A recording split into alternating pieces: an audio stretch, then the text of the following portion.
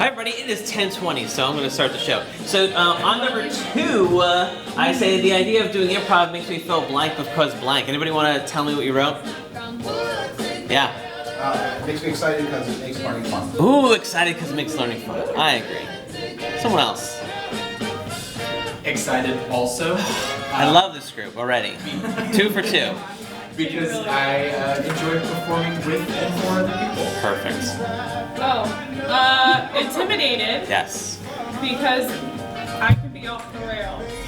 Off the rails? Yeah. Well, that's that's good. We gotta stay in the lane. All right. So, Not necessarily. Yes. I wrote excited too. I teach nursing. Great. So like if I feel like they're not getting it, I love filling the gaps with like I have an improv for that, or I have a story for that, or I have Perfect. something fun we can do for that. Yeah, nice. I feel like I got the right group in this room.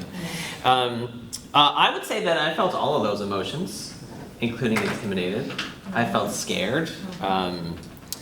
I felt super excited, super tired, everything. What would the ideal collaboration in the classroom look like for you? What would be ideal? Yeah. we do a lot of role plays in social work constantly all the time, and I would love if students felt a little bit more confident in themselves to be able to handle any kind of character or responsibility and be able to flow and interact with each other a little bit more naturally, and as organic as possible. Yeah, sometimes we get so self-conscious that we can't jump into that role right away, right? Yeah. Anybody else? It could be in a performance way or any other way. What would collaboration in the perfect sense look like for you? Well, I teach psych nursing, so I usually do a lot of improv in my class, and I engage the students and have them act as like patients and what they would anticipate a psych patient to look like in a particular setting. Yeah. I think when I start to think about this, I think of things like small group work for my classes. If everyone could take their share of the responsibility in an equal way, if they could push forward their talents to complement someone else's talents, oh, how beautiful would that be, right?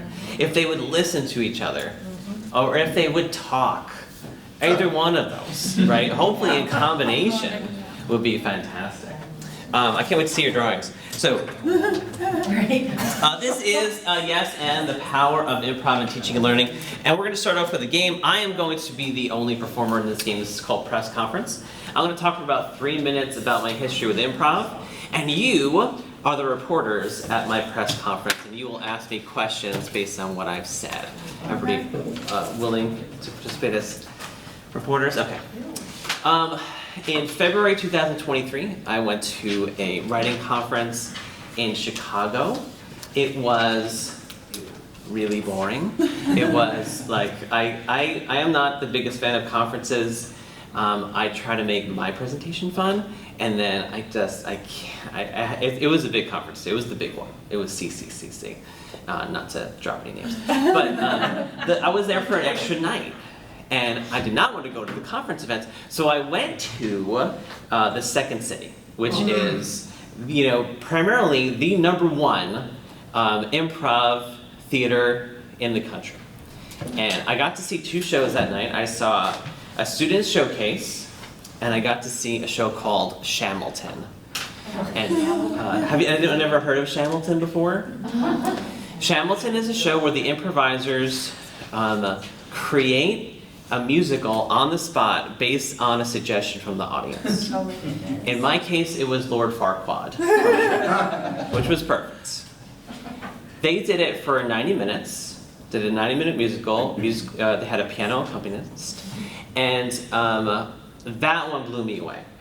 Not only was it like so good, I could see the seams of what they were creating. I thought, wait a minute.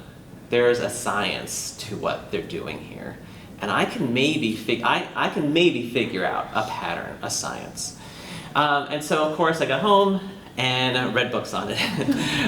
For about 8 months, I was too scared until I signed up in October for my first class at SAC in Orlando. So SAC is a short-form improv theater. I took that first class, and then I wound up taking levels 1, 2, 3, 4, and 5, and then 5 again. I performed there 8 times with my classes, and then I formed a group with people. Hello, welcome. Welcome. I'm talking about my history with improv. You will be reporters asking me questions after. Got it. So anyway, I was at SAC level 1 through 5, levels 1 through 5. Then I formed a group afterwards, and we performed a couple times in Orlando and Castleberry. And this Monday, I performed my very first solo act by myself in Orlando. And I killed it. I have taken workshops through SAC, through a theater called Corner Gallery. I've taken workshops with Susie Barrett. You can act in press. Susie Barrett is really good. She was a Disney Channel mom, and so these are online workshops I took with her. She's so good. And then I've taken a class online through UCB, which is maybe the second most impressive improv theater in the country. And I've enrolled in 2 classes for the fall semester. One is masterclass improv and one is musical improv. So I'll be in both of those. Now, thank you for coming to my press conference. Do you have any questions for me about improv, my experience with improv, or anything I've just said? Yeah. What led you to venture into watching improv at this conference? Like, have you always been interested in it? Yeah, so I used to watch Whose Line Is It Anyway? That was kind of my introduction. In college, it was like the golden years of that Drew Carey Whose Line show. So I love that, and of course, like as a fan just of comedy in general, Second City has produced so many really like when you think of like the must-see TV NBC stars, SNL, they all come through Second City. So you said that you started at a writing conference. So what were you there for writing? Like, what's your genre? I was talking about how I eliminated all penalties for late work for my college comp classes, and how that changed their mindset towards writing and towards me. Then the next conference I went to, I presented on improv instead. Okay. How'd you feel when you're the only one on stage and the light shining just on you? I was nervous before I got up. So this presentation that I did, this performance I should say, was a monologue. So it was not improv. It was a character that came out of improv, and I was like, okay, they might not laugh at all. And as soon as I said my character name, they laughed through the entire thing. So once you get that first laugh, it was like, I am golden here. What was your character name? Well. So how has your venture into improv, how's it impacted your teaching? Let's talk about that in general throughout this entire presentation. Thank you so much for coming to my press conference, everybody. Oh, you're fantastic reporters. Cool, let's talk about Yes And. So there are different philosophies that different theaters focus on with improv. I learned this the hard way. So when I was prepping for my first class of improv, I read the UCB manual, because that's what we do, right? That's what I did. And then I went to SAC, and they did not use the UCB manual for improv. They had a completely different philosophy. And so I'm sitting there thinking like, okay, we're gonna talk about game. He's gonna mention game, it's the core principle. No one mentions it for 5 classes. And each one I went in thinking, okay, he's gonna mention it. So that's when I realized there are different branches. Second City is one branch, this is what SAC kind of follows. UCB has their own. But all of those philosophies are based on this cornerstone principle of yes and. It is actually 2 rules together. One is yes, that is the rule of agreement. One is and, that is the rule of contributing. So, in yes, the only thing you're required to do is agree that the person's idea exists. That is it. You are just validating that their idea exists. Boy, it is humid out today. Yes, it is humid out today. That's it, that's yes. It is, your idea exists in this universe. Could I say no? Those snakes look so dangerous. No, they don't. I want to touch one of them. Now, the snakes exist, so I've said yes, in a way. I have validated the snake's existence in this scene, so I've said yes, I've agreed, even though I verbally have said no. So the idea of yes is just agreeing to an offer that is made. And is the rule of contributing. That's when I present an idea, and you're going to agree with that idea and then add a detail on top of it, thus making it a collaborative idea. The idea is no longer mine, it is no longer yours, it is ours. And that is the heart of improv. I'm going to present something, you're going to agree with it and add something to it. Let's just say yes first. If person A says, the sky looks really dark today, person B might say, yes, the sky does look really dark today. Not particularly interesting, but it's our first step. So I want to see you do it. Can you do it in a pair? Just one person say something boring, the next person say yes, and repeat that boring thing. Totally fine. Go for it. Pair or trio is fine.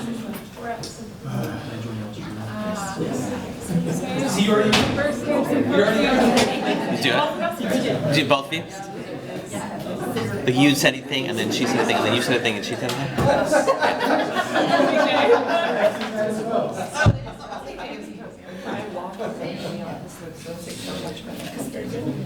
Yes, wall color is so much better than it did before. And it's great. Hey, how was that? Great. And it was easy, right? Yeah. Now we're going to practice that and. The sky looks really dark today. Yes, I heard that it's going to hail. The second person has added a detail to our scene. And at some point in that scene, it will hail because they've set it into existence. Right? So I want to see you do that. First person say something boring, second person say yes, and bam, add a detail. Boring, yes, and. Go for it. Yes, the speaker was really good today. Yes, the speaker.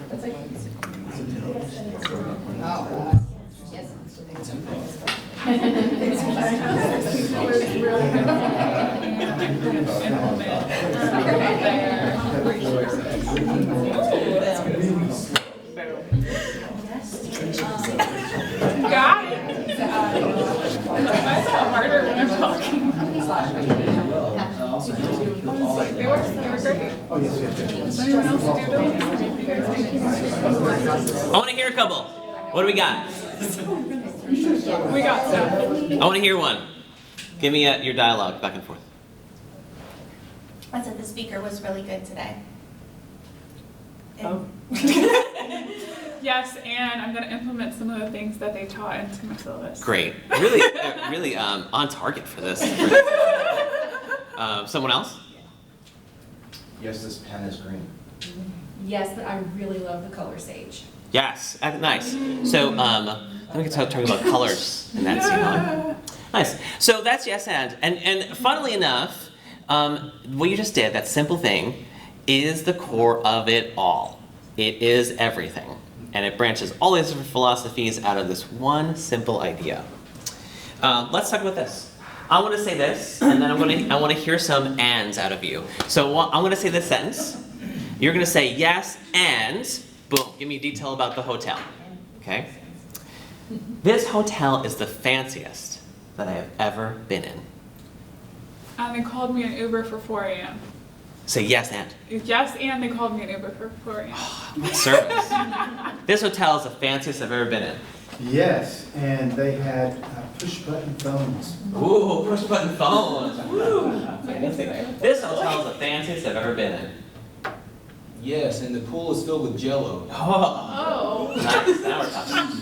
This hotel is the fanciest I have ever been in. Yeah, it kind of reminds me of my reform school. Nice. Nice. Now we're gonna Andrew. Yes, and I heard that the owner's planning to build a second one right next to it. Ah, nice. This hotel is the fanciest I've ever been in. And the piano set night plays on chopsticks on that. Nice. Piano. Excellent, excellent. So now, think about what was just said, right? When we start adding details to our scene, to our setting, we can create stories so much easier. I got a pool full of jello. I got a piano player playing chopsticks at midnight. These things help create a world that our characters can exist in. So what has 2 years of yes and thinking done for me? That's the question I'm presenting to myself. And I can honestly say it has changed my life. For better? I can honestly say I'm thinking differently now after all this training. 1, creating an ESN space is so validating. I can go every week to practice, and I know that everyone there will be on the same page as me. If I present an idea, it will be heard and it will be added to. Guaranteed. Where else in life? Where else in life can that exist? When I am guaranteed, right? Ideally, you'd hope everywhere. Ideally, right? I also will know my role, that I'm guaranteed to contribute as well. There's no stress about, hey, do I agree with this or not? Hey, is this going to cause a conflict? Hey, is this, do I overthink it? No. I am going to agree, and I'm going to add to your idea. Guaranteed. Guaranteed. And that is really fulfilling. It is a place where I have this basic connection at the ground level with everyone there, and I can build right on top of it. Guaranteed. Uncertainty is the fun part of improv. When we got a pool full of jello, it's a fun detail that I can dive into. And that uncertainty bit is what makes improv so fun, but then also changes the way you start to see uncertainty in your actual life. So when I'm teaching something and something unusual happens, hey, I can run with it now instead of backing away from it, pretending it doesn't exist. I was at improv practice last week, and a storm hit, and we had a blackout. And we did improv for the 2 hours, right? It didn't matter. We did a scene where our audience didn't face us. It was called a BAT, B-A-T. And it was like, okay, we can't see each other, so this is going to be our scene. We're going to do this instead. You just start jumping from one thing to the next. You never start thinking no anymore, for better or for worse. You just don't stop thinking yes anymore. This is my favorite one. Like, do you remember the feeling of learning to ride a two-wheeler and you finally got it, and that was it? I get to have that feeling like every month. Really, I practice certain skills with improv, and if I practice it for 2 hours, I can see growth by the end of that 2 hours. Easy. And I start to think about this idea with my students, right? How do I start letting them see the growth from August through December? How do I let them see it? How do I let them reflect on it? Because it's so crucial for them to keep going and for me to keep going. Like getting up on stage, and even in practice, and having a goal in mind and hitting it, and getting an actual reaction from people, wow, is that addicting. It is so addicting. Look, I'm busy, and yet I can't stop. I can't turn it off. Just one example, I've wanted to, for years, submit an article for publication. And I've had ideas for it, I've started, I've drafted, and stopped. Primarily because I'm not good enough. The idea was there, but I couldn't make it grow. No one's gonna find this interesting. This summer, I submitted my first article for publication. it was on the use of improv in the classroom. But it was no longer, hey, finding reasons to stop. Yes, and forces you to keep it going. There's no longer a doubt. It is, who cares? Okay, you have doubt, great. Let's move on to the next thing. And so I have my improv partner, his name's Darius. He is a big Survivor fan, he's a Survivor super fan. He has always wanted to audition for Survivor, send an audition tape, and he just did it. We started improv together, and I know it's a small sample size, but honestly, it's the drive that keeps you going. I've always wanted to keep a journal about teaching. I started it in the spring, writing 750 to 1,000 words every day after, because you, again, for better or for worse, you can't turn it off. It just keeps you going. This is a big one for me, but I think a lot of creative writers as well, especially ones I've taught, they get attached to an idea and they cannot let it go, even though it is not right. Even though potentially they need to change that idea for their own mental health and success. They get attached to it like this. They get attached to it, can't let it go. In improv, ideas are not precious. I can go into a scene with an idea, I could be like, there be land ahead, matey, I could see it. And then my scene partner could go, Bob, as your boss here on Carnival Cruise Lines, stop talking with that voice. So now I've come up with a scene, wanted to be a pirate, and my scene partner has changed it, just like that, in 2 lines. You cannot hold on to it. It is gonna change, change, change. And what was created then, it's maybe funnier than what I originally had in mind. All right, I tried really hard to write this and not let it be like a motivational poster. But improv has taught me that failures go up in smoke. No one remembers them. You remember them because it happens to you. Nobody else does. I do a scene, it bombs. No one's gonna talk about it after. Nobody. It's gonna stick with me, right? And I'm gonna think about it, what choices I made. Nobody else will remember. On the flip side of it, successes are also ephemeral. They go up in smoke. Have a great scene. I remember it's so funny. 2 weeks later, I was like, what was that scene that we did? I remember I saw a show at SAC, and my teacher was in a scene where he was interpreting a gibberish poem, and it was highly inappropriate, right? And it was the funniest thing I've ever seen. It was so funny. People were like rolling in the aisles funny. I saw him 2 days later, and I said, that scene you did about the poem was so funny. He's like, what did I do? What was it about? It's because we do so many of these things. They exist in a second of time. The other side of it, though, me going to all these classes and workshops and building on skill after skill after skill, that's what sticks with me. And that is what I take into the classroom as well, right? And what I'm trying to reinforce with my students is the learning is important. The products can be fun, and maybe they'll lead to something great, but the learning, that's where it is.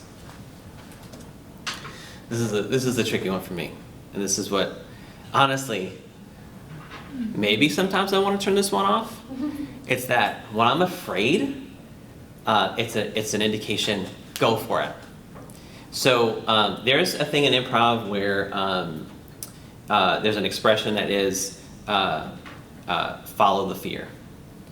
If you're on stage and you have an idea that scares you, you better do it, because it's going to pay off. You better do it. Don't hold it in. You better do it. And if you do it over and over and over again in your real life, it's like, hey, this thing scares you a little bit. It's time to be bold. You got to do it. You got to do it. You got to do it. And this has really changed how I've started to teach as well. I have an idea in my head. I cannot let it go. It's going to happen. I'm going to do it. That's how I started using improv and creative writing. I was terrified. I was like, this is going to be horrible. It's going to be terrible. They're not going to like it. And every step I took, it got better and better and better and better. And it was like the best teaching experience I've had. What time do we end? I want to keep moving. Okay, let's play something. So here's a structure game. You can play this in trios or pairs. This is something I would do with my creative writing students. Thank you, thank you. All right, boss.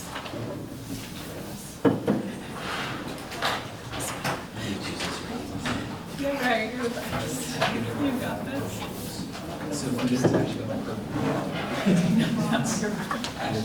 It's just not. Okay. You're going to practice this a couple times. It is essentially creating story structure right in the moment. You'll start out with the first line. Once upon a time, there was a boy named Jim. And every day, Jim gathered the hay outside of his barn. Until one day, the hay was missing. And because of that, he walked into town to buy more hay. And because of that, he met the love of his life at the hay store. And because of that, Jim and Marcy lived happily ever after with a big bushel full of hay until finally they've had 3 babies in hay. And ever since that day, their children's names have been Hay, May, and Day. Thank you. Okay, so what I'd like you to do is just follow that structure. This is the only repeatable line, and because of that, everything else you say once, but this one, keep going until you reach some, maybe like turn towards the end. However that feels like to you. Go for it.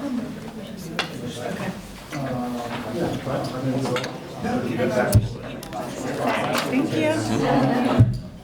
Scott, do each of us contribute or one? You're gonna do one person says one line, the other person says the next line, and so on. Oh, you got it.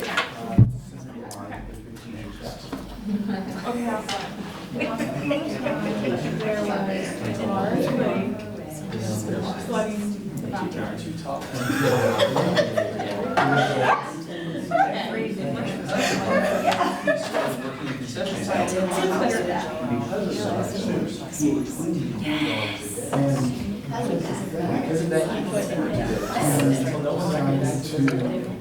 Until one day, he is tracking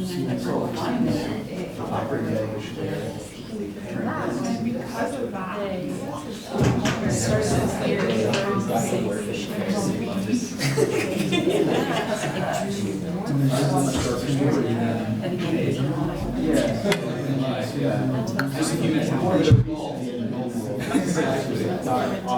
until finally.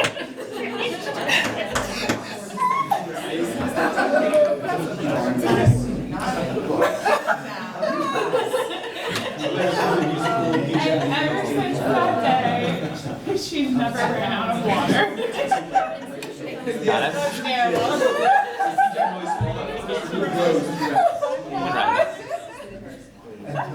It's okay. You don't have to write. You can just say it. That's cool. Yes. That's so true. Zach Efron's in there somewhere. Mine was none. You got this. Okay. How did this activity go? You don't have to write it. You're just saying it. So sorry. Yeah, sorry. We didn't finish. That's okay. How did it go up to the point where you finished? We loved it. Nice, excellent. This is about figuring out structure, learning how unprecious ideas are, because the next person in the line can change your story just like that, right? But yet is contributing something to the overall arc of your tale. Okay. Let me talk just for a second about what I did last year in creative writing, and really just for a second because I want to start playing games up here. I created a space for us. Okay, so it all started with the question of how can I make creative writers talk, because I had a creative writing class that was silent. They were intimidatingly quiet, and I leaned into it instead of trying to change them. Sounds weird. But like group work that I planned for 25 minutes would take 5 minutes, right? That kind of just, we're done talking, we're quiet. And the idea hit me that I should do improv with them. and I was so scared. So I remember being on my hammock. I was like, oh no, like that's it. That's what I have to do. And what I did was I followed the fear, and it ended with the class getting a carved piece of tree and all signing it, and a lot of other stuff happened. But this was the end result, right? I've never had a class like this. I've never had a class that made me tear up at the end either, and this was it. We did it. And why was because of that idea, was that I can have these students encouraging each other through multiple different methods and collaborating, and if one person has a story idea, great, work with this person and have them add to your story to create one together. This is how I did it. I did improv exercises. We're going to do a couple in just a moment. And we did improv games with them. A couple of you visited. Who many people visited? 2 guys. How was it? Was it nice? No, thanks. That wasn't rehearsed at all, right? What's that? That wasn't rehearsed at all? What is it? Anyway, but I also did it through the kind of anatomy of the units I made. So the first unit I did was called the Crow unit. It comes right from improv. It's character, relationship, objective, and where. And I had them working on writing pieces that hit each of those 4 points, but then also improv games that hit each of those 4 points. So they were doing both in conjunction with each other. And I upped my silly game. So this, when I taught this particular class, I had just taught 3 hours of college comp, and then this is the class where I just completely lost my mind. So I was doing repeated jokes and bits. One of them was at the end of class, the very first class, I put this sign up, I'm giving out fist bumps. Again, terrified that no one was going to give me a fist bump.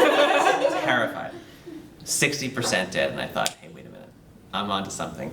Eventually it became things like this, like, I'll see you next time, don't forget about me, please. Things like that. And honestly, I think some students came just for this part, right? They were hooked onto my gimmicks, whatever they were. If I had guests come in class, I'd have them introduce themselves, but then what did I make you guys do? Do you remember? I think we had to do it louder, or we had to do it differently.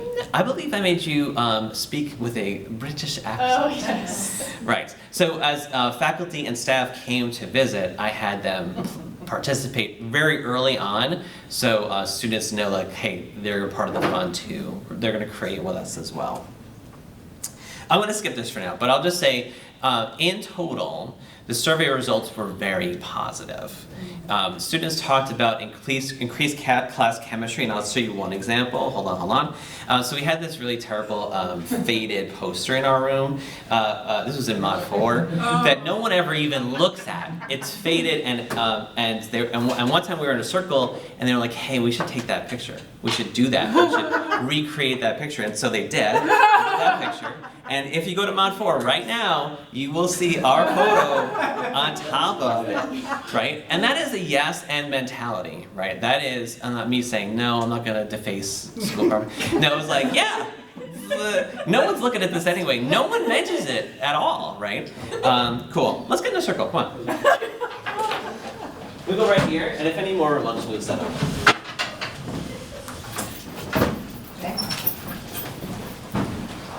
I created this before you guys got here. I did the space. Thank you. You're welcome. Yeah, that's pretty good. Oh, we're stretching serious now. We can bet. You guys can move back just a tad. You got it. We're going to start with Zip Zap Zop. This is a very, if you're an improv student, you have to do this, so now you're officially an improv student. All you're doing here is you're giving something to someone else. So if I went zip, Nicole will go zap, and then you say zop, and that's it. So we're going to zip. There we go. Zap. Zap. Zap. Zip. Zap. Zop. Zip. Zap. Zop. Zip. Zap. Zop. Zip. Zap. Zap. Zip. Zip. Zap. Zap. Zip. Zap. Zop. Zip. Zap. Zop. Zip. Zap. Zap. Zip. Zap. Zop. Zip. Zap. Zop. Sit right there. We'll play a game called 21. In this game, we're going to work together to count to 21. That's it. It's so simple. We're going to do this for this to give that number to our person on our right or our person on our left. So if I say 1, you can then do 1. 2, Mm-hmm. 3, Mm-hmm. Back to you. 5, 6, 7, 8, 9, 10, 11, 12, 13, 14, 15, 16, 17, 19. 20. And then everyone together, 21! Oh my God, that, you're so good at that. That was so easy though. I think I should add a wrinkle to the rules. When we get to 10 or 20, don't do this or this. You're going to point to someone across the circle, okay? So 10 or 20, you will not do this or this. If we make a mistake, what are we going to do? What's up, Ryan? Ready? 1. 2, 3, 4. Oh. Go ahead. 1, 2, 3. 4, 5. You can start us off. She went to you, and she pointed towards you with that number. That's right, she did. 2, 3, 4, 5, 6, 7, 8. 9, 10. Good. No bad words. Here we go. 1, 1, 2, 3, 4, 5, 6, 7. 8, 9, 10. Start us off. 1. 1. 2, 3, 4, 5, 6, 7, 8, 9, 10, 11, 12, 13, 14.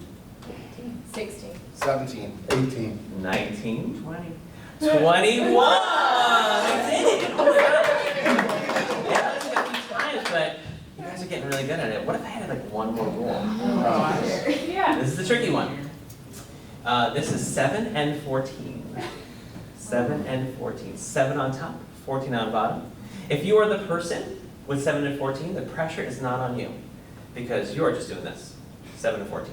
This person and this person has to identify, hey, are we at 7? If so, it's going over here. Are we at 14? It's going over here. I can switch it. 7 and 14. Whatever's on top is 7. Whatever's on bottom is 14.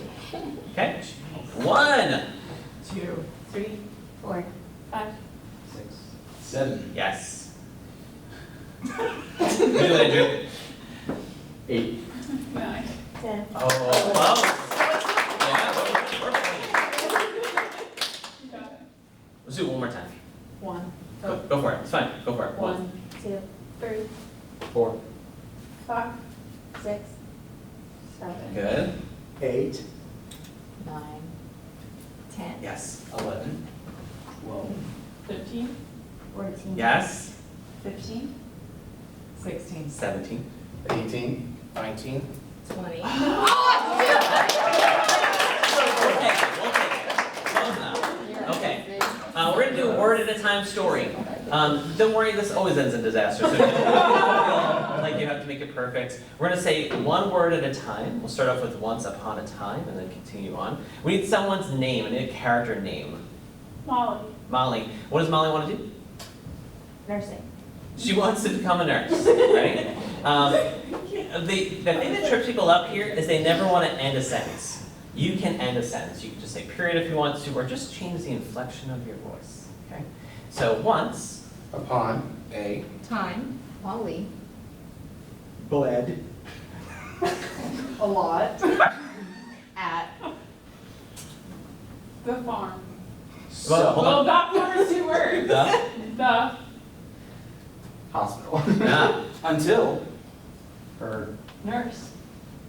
Came to Rescue. Her. Molly fainted. And. She. Said. Wow. that Is incredible. Not before long. did she explode. That's the end. Molly. What time do we have? Our dream is very short. Okay, we're gonna do a fun one called "Where Have My Fingers Been?" Everybody hold your This one has a song in it, so sorry. This is "Where Have My Fingers Been?" Where have my fingers been? Say what? Everybody. Where have my fingers been? Where have my fingers been? Say what? What you're gonna do is have a conversation between your fingers, just like this. 1, 2, 3. That's it. Just 3 lines of dialogue. Someone's gonna point at me right now and give me a location. Wisconsin. Boy, I really like the Brewers' chances this year. Yeah, they are really crushing it. I just hope it doesn't end the same way it always does. That's where my fingers have been. Where have my fingers been? Where have my fingers been? Say what? How about Charties? Man, that food is awful. Yeah, I got diarrhea yesterday. I heard the health department's gonna shut them down. That's where my fingers have. That's where my fingers. That's where my fingers are. Where have my fingers been? Where have my fingers been? Say what? Say the location. Okeechobee. I've never been to Okeechobee before. You ain't? No, is it near London? That's where my fingers Excellent. Where have my fingers been? Where have my fingers been? Say what? Point to somebody, give the location. Pittsburgh. Oh, shoot, what are we supposed to do? Oh, 1, 2, 3, just have a conversation. Okay. Pittsburgh, where the Steelers are. Yeah, they might do good this year, or they'll suck. Where? That's where my fingers have been. Where have my fingers been? Where have my fingers been? Say what? Location. India. Whew, that was a long trip to India. Yeah, what time did you get in? I don't know.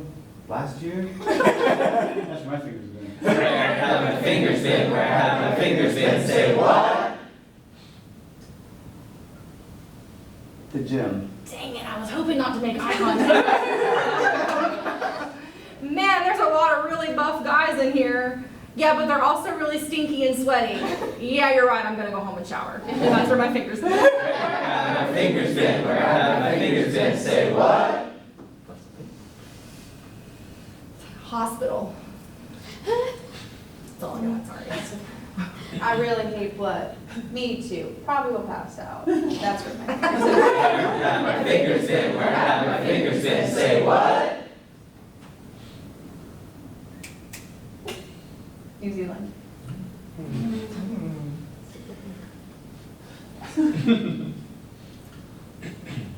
What brought you to New Zealand?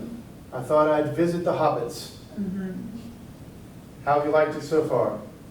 That's where my fingers are. Where have my fingers been? Where have my fingers been? Say what?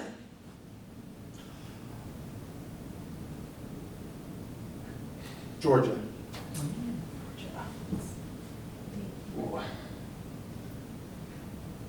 You know, when we made this move, I really thought things were gonna be different.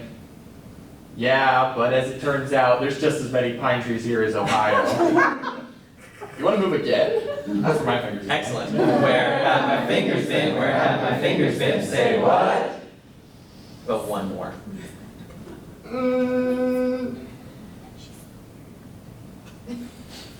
The circus.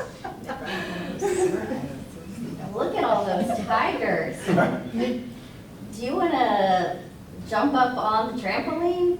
No, I'm too tired. That's where my fingers are. And they're right together. That's where my fingers have been. Thank you, everybody.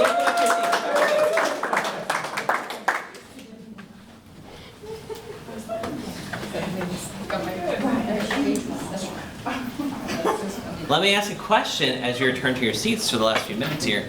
Did anybody think about yes and as you were speaking as your fingers? Anybody have that in your mind? Tough, right?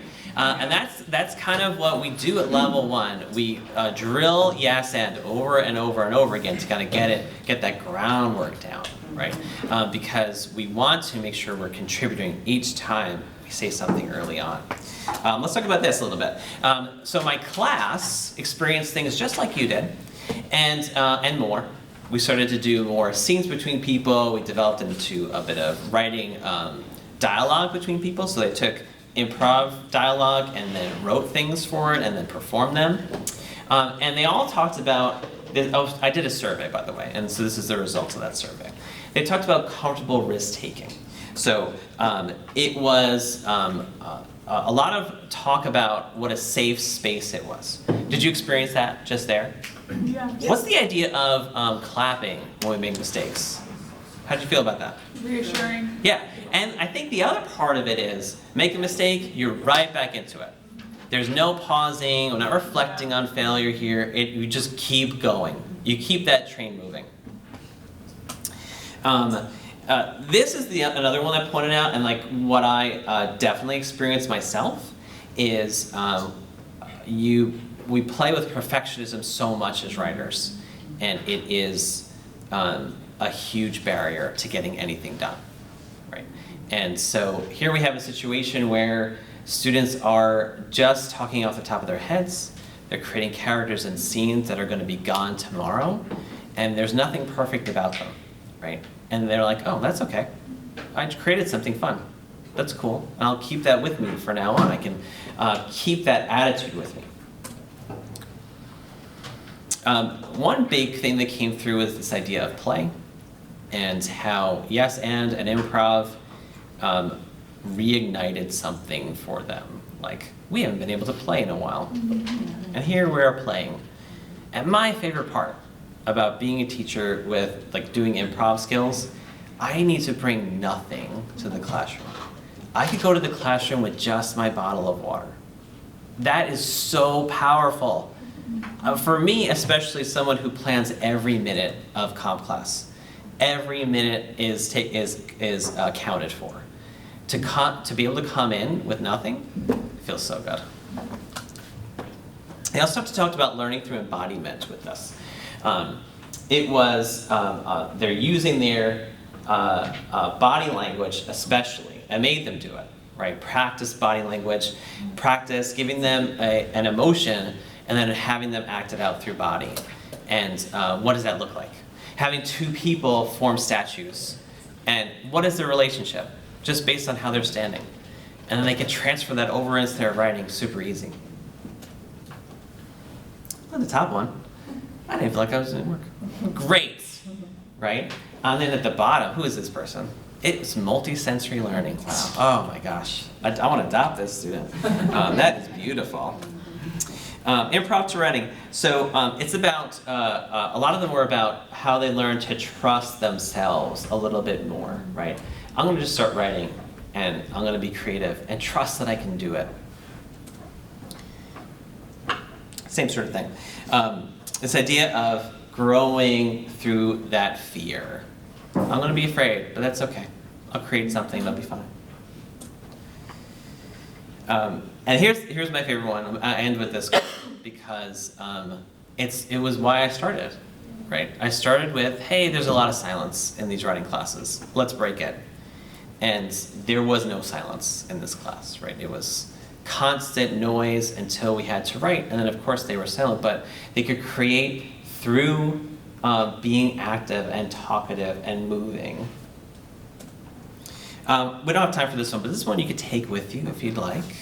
This is the ABC game, and really a simple exercise to get us thinking about yes and, but also the fun bits of improv short form, where first person starts off with a sentence. It starts with A, the next person has to start with B. And you go down the line. If you perform this, like if you have two people do this in front of people, the audience hisses when they miss a letter. They hiss. And that's the fun part, because then you see people like, oh my gosh, what did I forget? I have to go back in my brain. What did I say?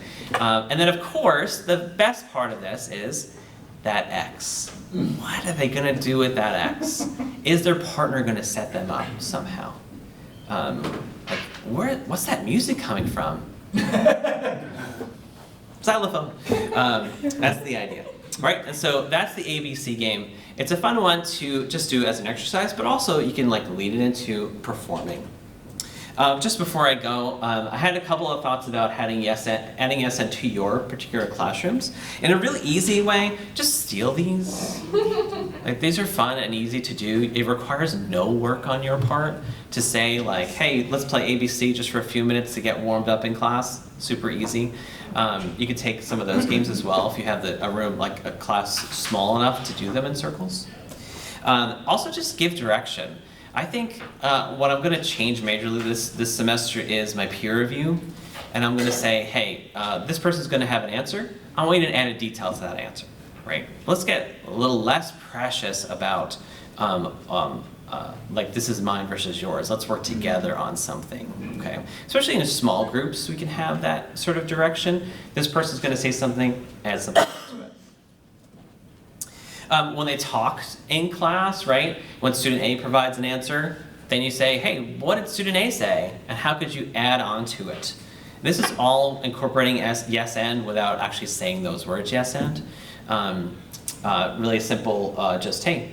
Oh, by the way, I would have asked you to reflect on what you just did. Normally people say it causes you to listen more. The word at a time game always messes people up.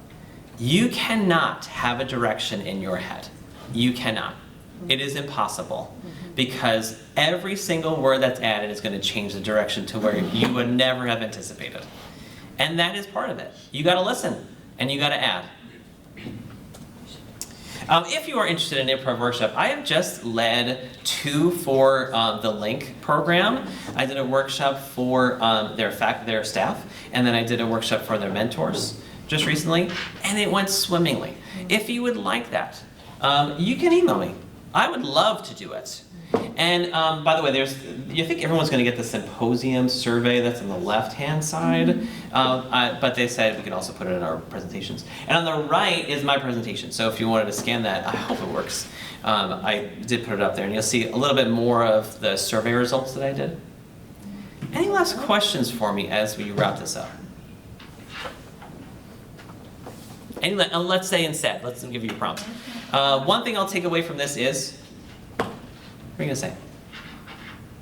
One thing that you'll take away from this is? I might be starting next week doing this, especially because in the beginning of the semester there's always a little bit of hesitation and pressure to like memorize every detail of the syllabus, forgetting that there's an important part of peer cohort and peer appreciation. So I think it's great to start off the semester. I got a good name game if you want it. I can tell you later. Yeah, I'll take it. Someone else?